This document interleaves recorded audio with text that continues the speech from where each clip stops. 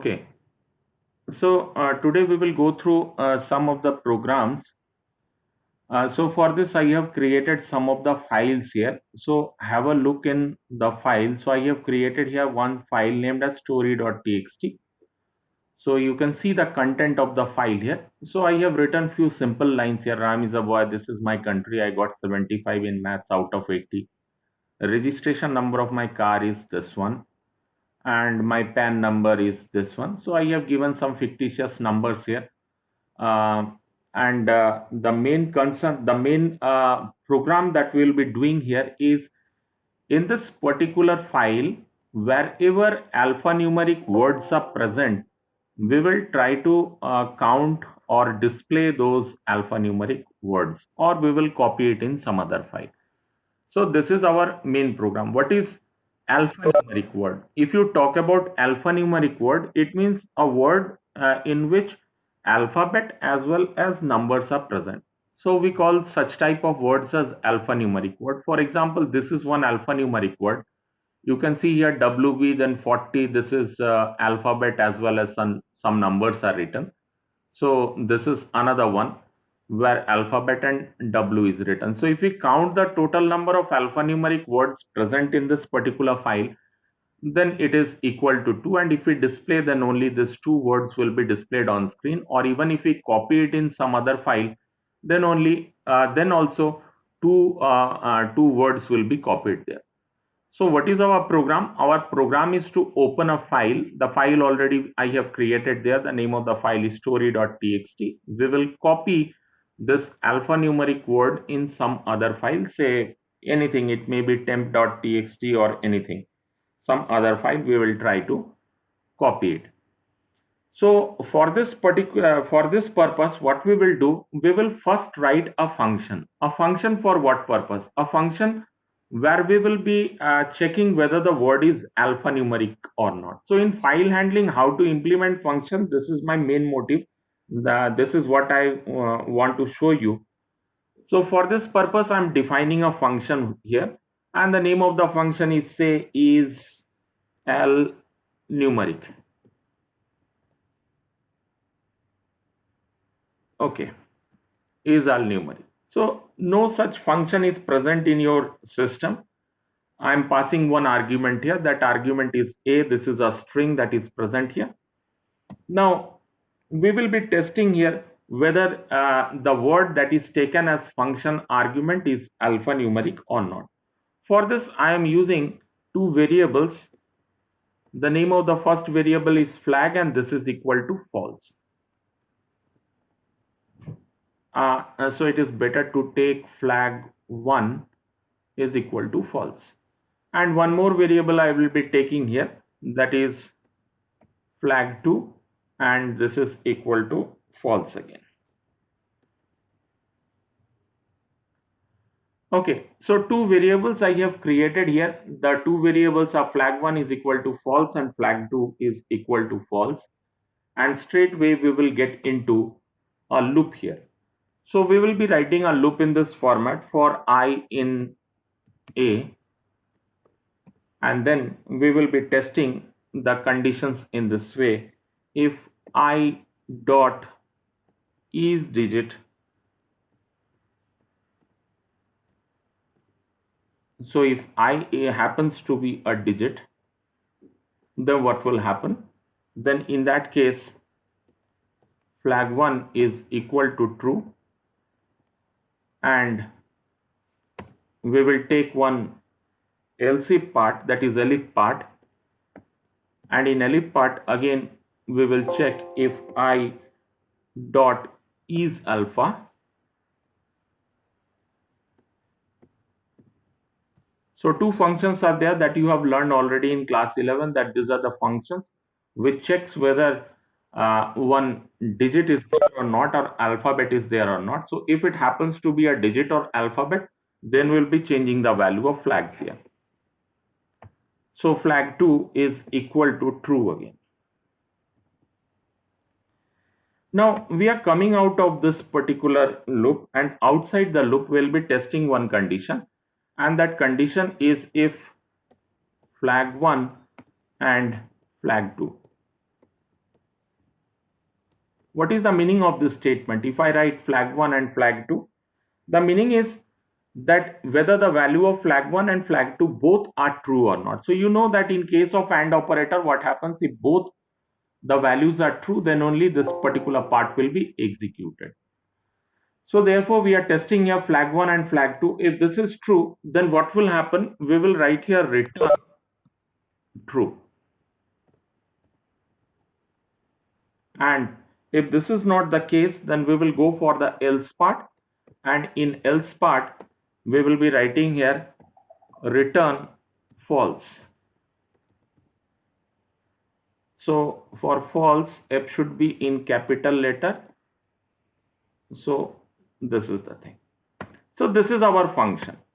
So this function is actually checking whether a word that is taken as input is alphanumeric word or not.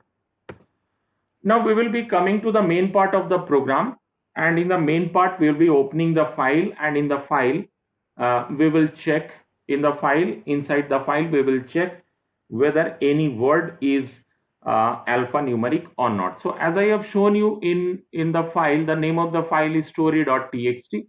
In this particular file you can see here that two words are there. We can call them as alphanumeric because this is having alphabets as well as numbers in it. This is having alphabets as well as numbers in it. So you can see here. Now I am getting to the programming part, and in the program we can write it in this way: F1 is equal to open, and then within double quotation story.txt,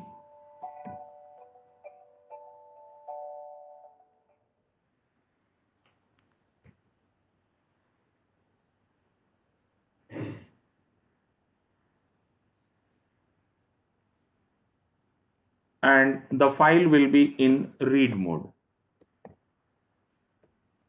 Now again I'm taking another one, F2 is equal to open, and the second file I'm going to open here is, the name of the file is temp.txt.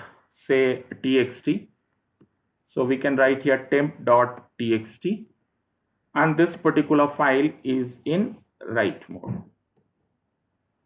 Now after opening these two files, what we will be doing, I am taking a variable named as s, as we have done earlier. So s is initially equal to blank, and then we will be running one while loop here. So while true is the loop here. Now inside while loop, what we will do, we will write s is equal to f1 dot read, and instead of using read, I am using for the first time, I don't know where last class I have used or not, I am using read line function. What is read line function? Read line function actually reads one line at a time. Now I'm opening the file here, and you will understand from here that what is one line. So this is actually one line. A line, this is a line, and at the end of this line, it means in this particular position, wherever y is there and after y, wherever cursor is blinking, you can see, in that part your system automatically puts one \n. That is known as change of line. So the line changes automatically and the second line starts from here. Then again when it reaches this point, then again a \n is present in this part here. I got 75 in mathematics out of 80. So whenever 80 after 0, again \n is there. In this particular part, again \n is present, but the \n is not present after this dot, that is govt, and then dot I have given. Then after this dot, no \n is there. What is \n? \n is actually the new line character, and this is how read line function reads the file line by line. So what happens in this case? First of all, Ram is a boy is read, the total line is extracted. Then in the second iteration, this is my country is read. Then in the third iteration, I got 75 in maths out of 80. This line is read, and in this way the entire file is read. So this is actually the working mechanism of read line function. So whenever I write s is equal to f1 dot read line, then what happens? It reads that particular line. So let us test it, that how read line function actually works. So I'm writing a print statement here. So I'm writing print s. So from here you will understand that what is read line function, and afterwards closing the function f1 dot close. Otherwise some problems may be there, so I'm closing both the files here, and f2 dot close. Now let us see that what read line function actually do. So I'm saving this one and saving it with one name, say ww is the name of the file, and now I'll be executing. We have opened story.txt, and let us see that what is the output that is generated here. So if I run the program, some error is there somewhere. Okay, the file is not saved properly. So I'm going for save as. It is saved in this particular directory where the file is present in some other directory. This is the reason why error is generated. So I am saving the file in this particular directory. Okay. Now I'm running the program and see that what output is generated here. Oh, sorry. This is infinite loop is generated because we have not terminated the loop anywhere. So we will be terminating the loop. If s is equal to blank, then break. So we'll save the file here and we will go for the run, and you can see that each and every line is displayed here. That is Ram is a boy, and the next line, this is my country. The third line is I got 75 in maths out of 80. The fourth line is registration number of my car is this, and the last line is this one. So each and every time what happens, read line function reads one line at a time. Now read line function also accepts arguments. If the argument is taken in form of actually number. So if I pass 1 here, then see what happens here. So I'm running the program. You can see that each and every, whenever I'm passing 1 from here, it means it will be reading in terms of byte. That is 1 byte will be read from there. Now you can see the content of the file. Ram is a boy, so first R, that is 1 byte is read, the second byte is read, the third byte is read. Now if I pass 5 from here, then what happens, you see. So I'm writing here, say 5. Then 5 bytes will be read at a time. So I'm saving it and again running the program. You see that what is happening here. That 1, 2, 3 and space is taken as 4, and this is 5. 5 bytes read at a time, and then it is displayed on screen. So if you do not pass any argument in read line function, then read line function reads the entire line in one go. So how long the line will be read? Unless and until a \n is encountered. So where \n is present? \n is present at the end of every line. We call this one as EOL, that is end of line character. So two things are there in file.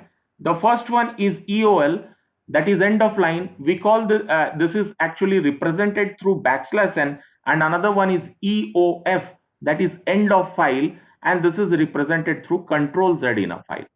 So after each and every line there is EOL, that is \n present. So this is how it is running, it is getting executed.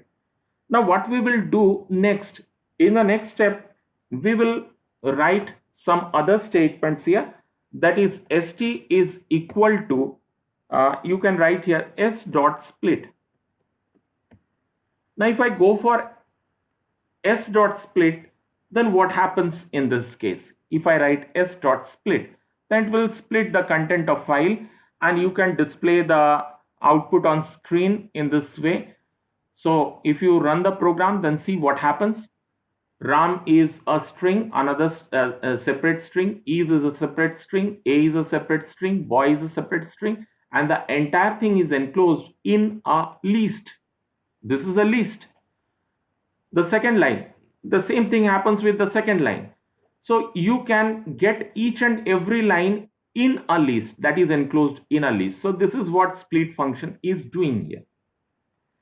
Now whenever split function is implemented, Then what next? What we will be doing next? So in the next part, I am running a for loop. So for I in st,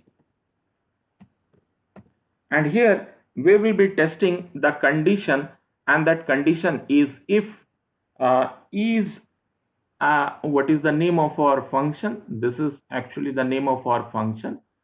So I'm copying the name from here. If is alphanumeric, and then I will pass I as function argument here. So I is passed as function argument. Now what happens here? Whenever you are writing s dot split, then split function is splitting this one in this way, and the content of st is this one. So when you are running a loop for I in st, so the first word from st is extracted, and this is passed in alphanumeric function. So what is the first word that is extracted? That is Ram. Ram is taken, and that is passed in variable, copied in variable a, and here it is testing whether this is alphanumeric word or not. If it is alphanumeric word, then it will return a true value. And if it returns a true value, then what we will be doing, we will write f2 dot write here, and in write function we will be writing the word simply. So I am writing here the word. So f2 dot write, I is the word, so I'll be writing I. But if you write only I, then what happens, you will understand. Let me first of all save the program and execute. So the file that is created here is temp.txt, and that is opened in write mode. And let us see that what output is generated and what sort of modification is needed in the program. So I am saving the file here, and I'm going for the first execution here, and we will find out that if any error is present in this particular program, then we'll be changing the program there. So I'm running it. So the file function is executed, the output is not generated here, rather the output is generated in the file. So we'll be opening the file to check our output here. So temp is the name of the file that is created. Now you can see that the output is generated, but both the words are actually concatenated together. So we have to separate out these two words. So how to separate out these two words? So slight modification in the program will be making, and that is while you are writing something in the file, if you want to put spaces in between, then you go for a concatenation here, because write function always takes one string as argument. So you are concatenating a space in between.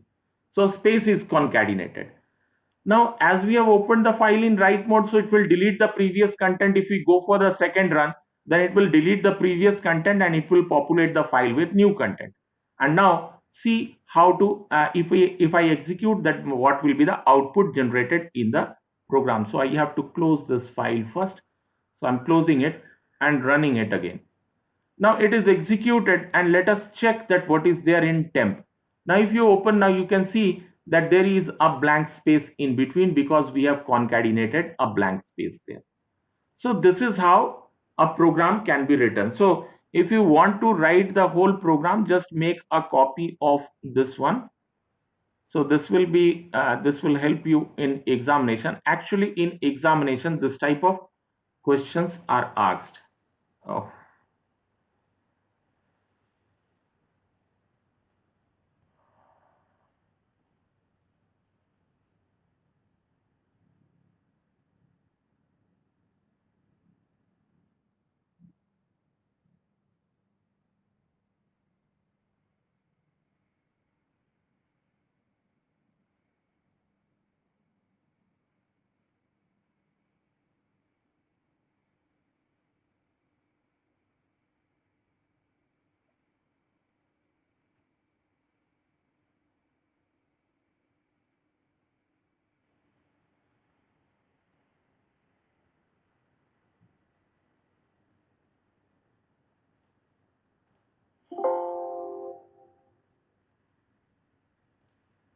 Okay, so this is the program that we have written, and if you want to copy this program, you can make a copy, or if you are having any question in this particular part, then you can put up the questions. Yes, anybody?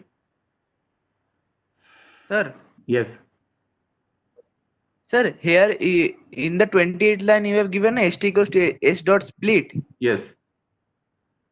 If the text file is in only one paragraph, then the output will be in only one list. Now see, it all depends that what read mechanism you have used. Okay.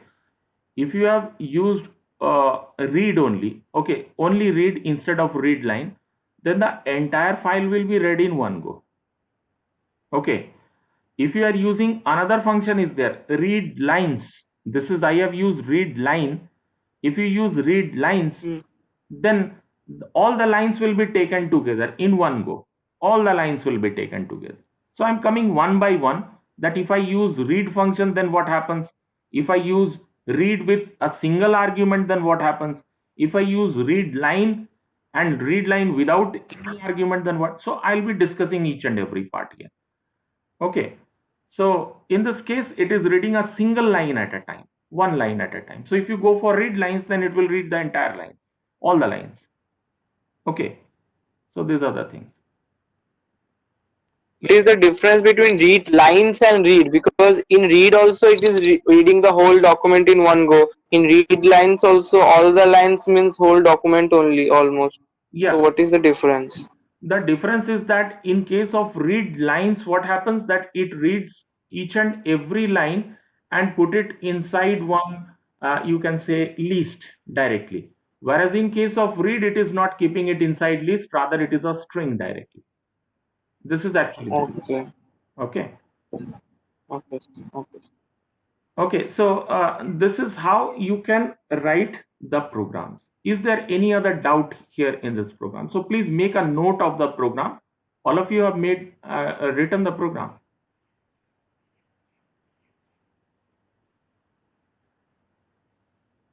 Write the program. Or otherwise, I can do one more thing, that is, I'll be sending this program in your WhatsApp group so that you can share it. So let us move to the next one. Let us move write another program.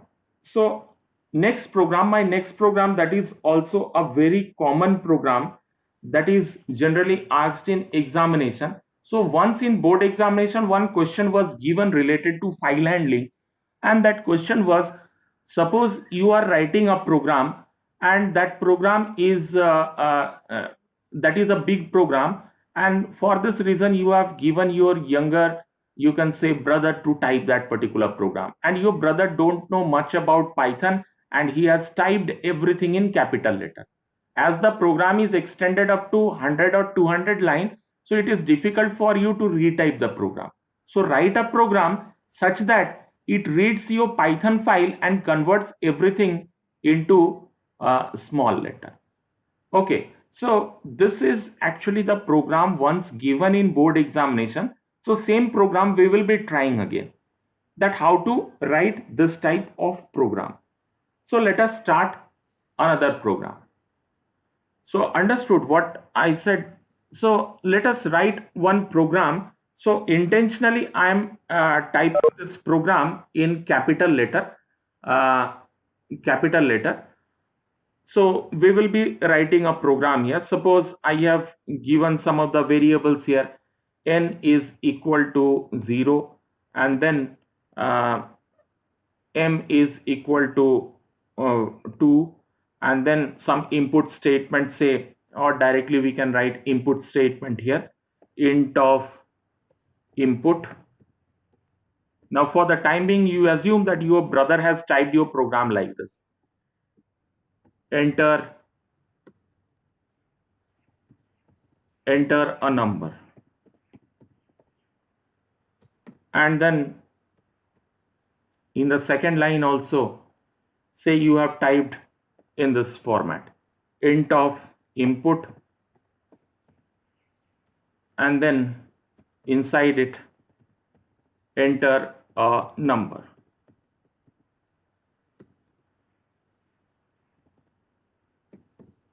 Okay, and then you have taken a variable here z, and z is equal to m plus n, and then you have executed, say randomly one for loop for I in range 0 to Z, and then print. So randomly say this is the program that you have written or your brother has typed, because he don't know what is Python and he has typed it in this format. Now I'm saving this program.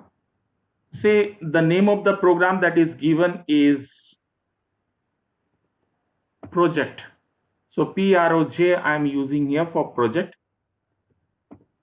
So project.py is the name of our file. So what is our target? Our target is to convert it into small letters such that it executes properly. So if I run this program, you can see that lot of errors are there, invalid syntax all over, because your Python compiler or interpreter do not understand anything in capital letters, so therefore it will generate error. So say the program is very big and it is time taking. So what you will be doing to convert it into small letters? So this is actually the program here. So I'm closing this program for the time being. Keep it in mind, proj.py is the name of the file. So I'm opening a new file here, a program to change it into small letters. So for this, first import. So I'm importing here OS.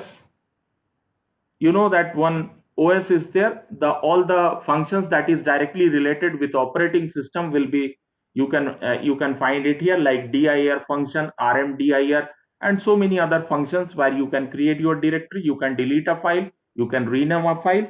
So many things you can do using this particular you can say module. Now F1 is equal to open. The first file will be opening. So the name of our file is project, proj.py. So what I want to show you, that the file that is the Python file or the codes whatever we are typing, that is also a text file. So from here you will understand this also. So I'm opening it in read mode. Then F2 is equal to open, and say another file I am writing here, say the name of the file is temp.py, and this is opened in write mode. So I'm opening one file in read mode and another file is opened in write mode. Here again I am taking one string, st is equal to blank, and then a while loop is executed, while true. Now one thing I would like to ask you in this particular part, that is what type of statement we will be using here for reading the content of the file. Anyone? Will it be read function, read with one argument, or read line with one argument?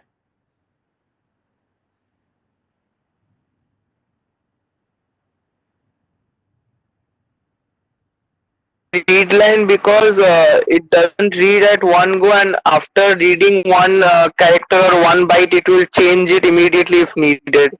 Yes. So read line is more preferable. Yes. One argument, read with one argument.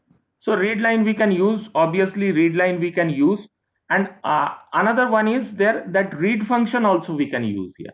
Read function also we can use. There is not much difference between these two statements, read with one argument and read line with one as argument. So in both the cases actually it reads in the similar pattern or similar way. So it will not create much difference here. So why we are preferring one byte read in this case? Why we are preferring like this? Why we don't go for read line and without any argument? Sir, it will check the argument and then only it will change it. Yes, it is because of one reason. If I yes. So if we read at one go, then while checking it will be difficult. Means if we read one byte and check it and then immediately change it, and if we check it at one go, then it will be difficult to check, because it will be read the whole thing. Then how can we check for one byte or one character? Yeah, that's right. Because in case of program, there may be so many indentations present, and indentations are nothing but they are spaces in between. So you have to write your program. When you are rewriting your program, that should be in the same format in which your compiler is expecting. Okay, so therefore reading 1 byte is actually the right way for reading this one. So we can write it in this way. st is equal to, you can write here f1 dot read or read line. So I'm using here read, and then you can test a condition here, that is if you can write here st dot is upper. If it is in uppercase, then what we will be doing, we will write here f2 dot write, and f2 dot write we will be writing here st dot lower. So what lower function is doing here? Lower function is converting it into lowercase, but we will not stop here. It may be that in your program some of the characters are already there in small letters. So what about them? What about those characters? So we'll be taking one else part here, and in the else part again we will be writing here f2 dot write.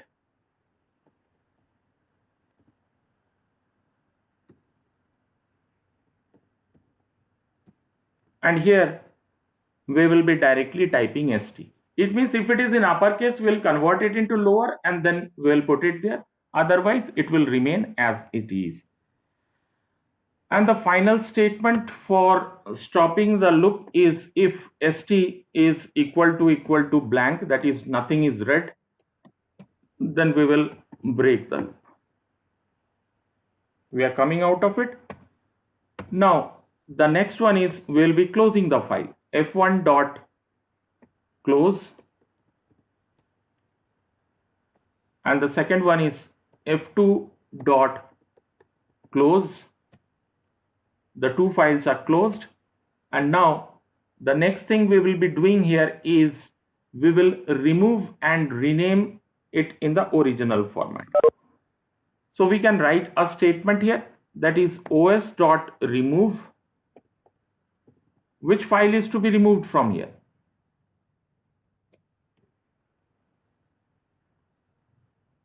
Yes, project.py is to be deleted. So I'm deleting project.py, and then os dot rename. The name of the file in which we have copied the original format is temp.py, and we are renaming it again into the original name project.py. So this is our program. Now I'm saving this program with a name. Say the name is to lower. Let us execute this program and see that whether project.py, again I'm opening project.py so that you can understand. So project.py, this is actually the file project.py, and you can see that everything is typed in capital letters here. And I'm closing it, and this is the program for changing project.py into lowercase.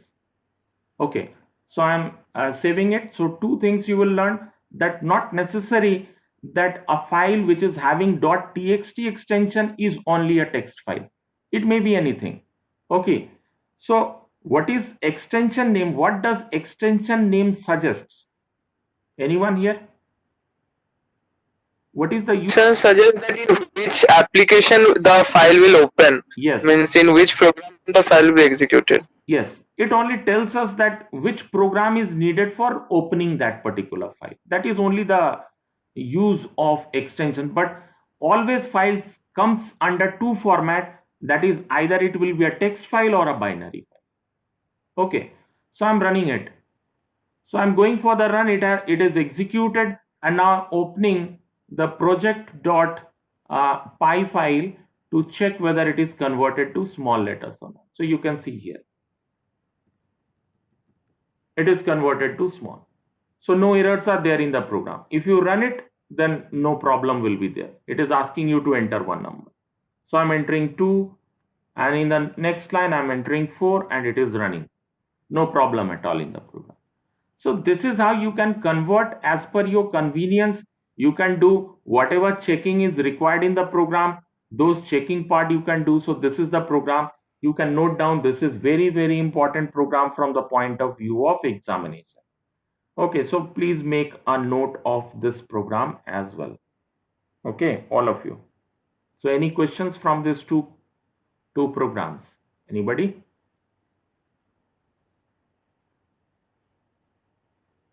Is it okay? Is it clear? Prepare the 22 line, no? 22nd line, this one. Sir, the remove while. Yes, sir. So what is your question? Why you are using the remove it? Okay, we are using this remove function because of one reason. Say if I remove means deleting this file project.py. Now why we are deleting this file? Now see what is happening. We are opening the first file project.py in read mode and temp.py in write mode. This is clear, I hope. Now after reading, we are reading it character by character, one character at a time, and converting it into lower using this one, and then writing in F2, and F2 is representing temp.py. So temp.py, in temp.py, the content of project.py is copied in lower case. So the program is executed, it is converted into lowercase, and now the result is stored in temp.py. Okay, the result is stored in temp.py. We are closing both the file and removing project.py. Why we are removing or deleting project.py? We are deleting project.py because that is not, that is actually the file with some errors in it, because it is typed in capital letter. Some errors are present in this file. So we are removing it, deleting it. Now what we are doing, we are renaming temp.py to project.py again. So temp.py is renamed and we are making it project.py because whenever you talk about any user, say whosoever is using your program, he or she don't knows that how the program is working, and he is not aware of temp.py even. So he will be not opening temp.py, rather he will be opening project.py to check whether his file is converted into lowercase or not. So I am deleting the original one, and wherever I have made the copy, that is temp.py, I am renaming it and making it project.py. So this is the reason for deleting this one and renaming this one. Okay. Okay, students. So any other question? Okay, thank you then. So next class, I think what was the schedule that was assigned to us before this summer vacation? This is break, before the break. It was 11:15. Yes, sir, 11:15. Yes, sir. Yeah, so not exactly 11:15. So from tomorrow onwards, we'll be starting from 11:25, because I am having class 11 as well, and it ends neck to neck. So I'll be starting from 11:25 onwards. That is class 12E. I'll be taking from 11:25. Is that okay for you? Okay, sir. Okay. Yes, sir. Okay. Thank you, students. Thank you. Thank you, sir. Thank you, sir. Thank you.